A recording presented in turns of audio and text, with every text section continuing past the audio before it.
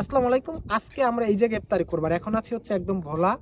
ওই হচ্ছে আমাদের ওপার হচ্ছে ভোলা, এখন হচ্ছে বাউফাল, মানে পটুয়াখালী একদম শেষ প্রান্তে। আজকে আমরা এই জায়গায় করব ইফতারি। জায়গাটা এত পরিমাণে সুন্দর, মানে আমি আসলে আপনাদেরকে বুঝাইতে পারবো না। মানে এখন যে কোন পরিমাণে ভালো লাগতেছে, চারপাশটা আমি একটু দেখানোর চেষ্টা করতেছি আর কি। পার্বত্য চারপাশটা দেখাও তো, মানে কোন লেভেলের সুন্দর ভাই, মানে আপনারা না আসলে বুঝতে পারবেন না। একদম শেষ প্রান্তে এই রাস্তাটা হচ্ছে আপনার 2 থেকে 3 কিলোমিটার, একদম নদীর পাড়ে। আজকে আমরা এই জায়গায় ইফতারি করবো।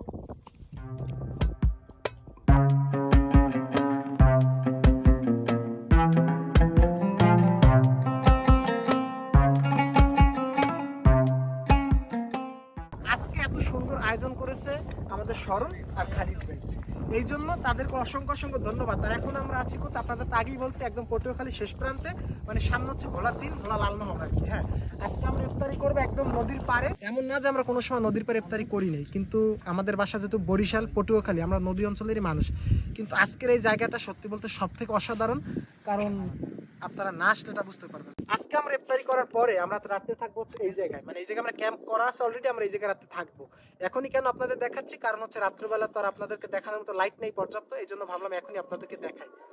এই জায়গা হচ্ছে তরমুজ ক্ষেত, মানে শরণদেরী তরমুজ ক্ষেত। এই জায়গায় রাত্রে আমরা আজকে থাকবো, আবার মানে কালকে সকালবেলা চলে যাব।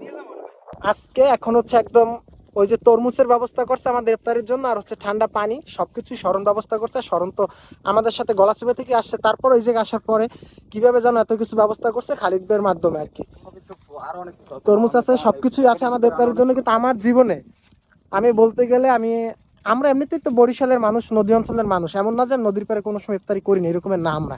কিন্তু বিশেষ করে এই ইফতারিটা আমার জীবনের একটা অন্যতম ইফতারি হবে, কারণ আজকের জায়গাটা এক কথা অস্থির জায়গা, প্লাস হচ্ছে আপনার সুন্দর, সবকিছু সেরা, মানে ভিউ অস্থির, মানে এক কথায় মানে ক্যামেরায় ওই রকমের বোঝা যাচ্ছে না। যদি আপনারা আসতে চান তাহলে অবশ্যই আসতে পারেন এই যে ইফতারি করার জন্য।